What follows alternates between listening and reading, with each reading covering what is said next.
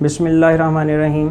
Dear students, हम में से अक्सर क्लास के अंदर स्टूडेंट्स ये क्वेश्चन पूछते हैं कि जी कंप्यूटर साइंस के इस कोर्स को हमें पढ़ने का फ़ायदा क्या होगा।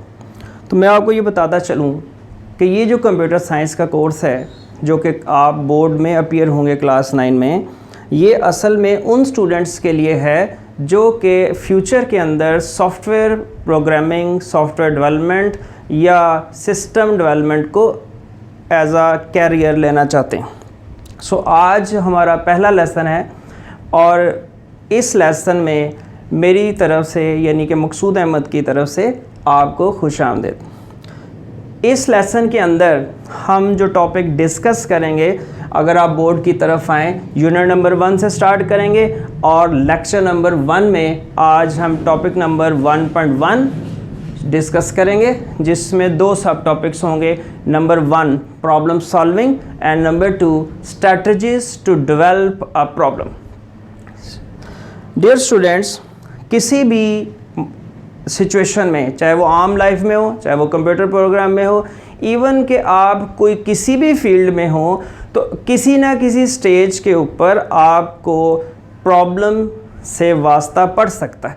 अगर हम प्रॉब्लम की डेफिनेशन देखें तो सबसे पहले आप देखेंगे a well defined problem is one. तो सबसे पहले हमने ये देखना है कि एक वेल डिफाइंड प्रॉब्लम होती क्या है। नंबर 1 जिसमें हम ये देखेंगे that does not contain any ambiguity. Ambiguity mean उसमें कोई भी ऐसी चीज़ ना हो जिसको हम समझ ना सके। दूसरे नंबर पे all the conditions are clearly specified. उस कंडीशन को हम जो भी उस प्रॉब्लम को जब हम सॉल्व करने जाएं तो उसमें जो भी कंडीशंस हैं वो क्लियरली डिफाइन होनी चाहिए, स्पेसिफाइड होनी चाहिए। और उसके बाद and it has a clear goal. उस प्रॉब्लम को जब हम सॉल्व करेंगे तो जिस मकसद के लिए हम सॉल्व करना चाह रहे हैं वो क्लियरली डिस्क्राइब होना चाहिए। और the last thing is it is clearly और ईजीली अंडरस्टैंड एंड सॉल्व।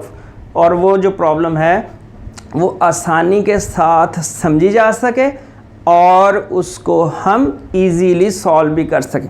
तो डियर स्टूडेंट्स, अगर आप देखें तो पूरी प्रोग्रामिंग जो है, मेरा ये तजर्बा है कि पूरी प्रोग्रामिंग डेवलपमेंट की बेस जो है वो सबसे ज़्यादा प्रॉब्लम डिफाइनिंग के ऊपर डिस्कस करती है, प्रॉब्लम स्टेटमेंट के ऊपर डिपेंड करती है।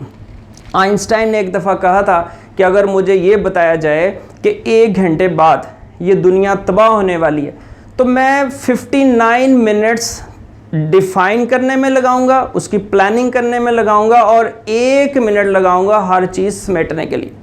सो आइंस्टाइन के इस सेइंग से आपको कुछ अंदाज़ा हो गया होगा कि किसी भी प्रॉब्लम को, किसी भी मसले को जब हम हल करते हैं तो सबसे पहले उसकी स्टेटमेंट को हमने क्लियरली डिस्क्राइब करना है ताकि कोई भी दूसरा शख्स जो उसको पढ़े वो उसको इजीली अंडरस्टैंड कर सके। अब इस प्रॉब्लम को लिखने के लिए हमें कुछ मेथड फॉलो करना पड़ेगा, कुछ स्टेप्स फॉलो करने पड़ेंगे, जिसको आप कह सकते हैं कि हमें कुछ स्ट्रेटजीज अपनानी पड़ेंगी ताकि हम उस प्रॉब्लम को क्लियरली डिस्क्राइब कर सकें। आमतौर पर जो सबसे पहला स्टेप होता है किसी भी प्रॉब्लम को डिस्क्राइब करने के लिए, वो हम उसका बैकग्राउंड नॉलेज लेते हैं कि आया कि वो प्रॉब्लम हुई किस लिए है, वो प्रॉब्लम किस लिए डिस्क्राइब की जा रही है। फॉर एग्ज़ाम्पल, हम इसी क्लास की एग्ज़ाम्पल लेते हैं कि अगर हमें ये कहा जाए कि हम अपनी क्लासेस को ऑनलाइन लेक्चर्स पे ट्रांसफ़र करने जा रहे हैं, तो the problem statement is we want to transfer our lectures on the internet और online lectures. So what is the background knowledge for behind this problem.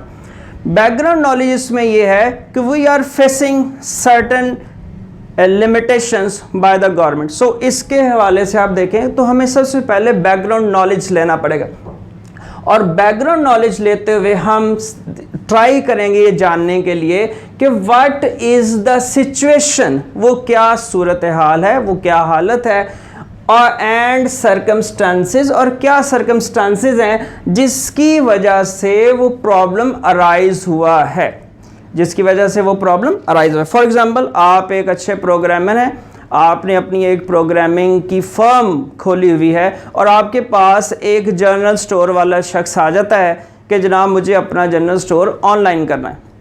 So what is the background knowledge, उसमें हम ये देखेंगे कि भाई उसकी situation क्या है, उसके हालात क्या हैं, और जिसकी वजह से ये प्रॉब्लम अराइज हुई है। क्योंकि गवर्नमेंट चाह रही है कि हर शख्स जो है वो ऑनलाइन बिजनेस की तरफ आ जाए।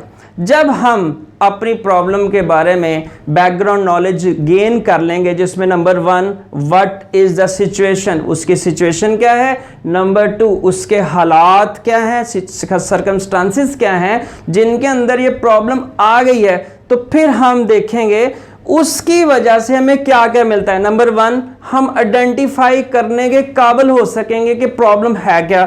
नंबर 2 हमें यह पता चलेगा कि गुड सॉल्यूशन क्या है। It helps to know what a good solution will look like. जब हम उसको एक सॉल्यूशन बनाकर देंगे कस्टमर को, तो हमारा जो सॉल्यूशन है वो नजर कैसा आएगा।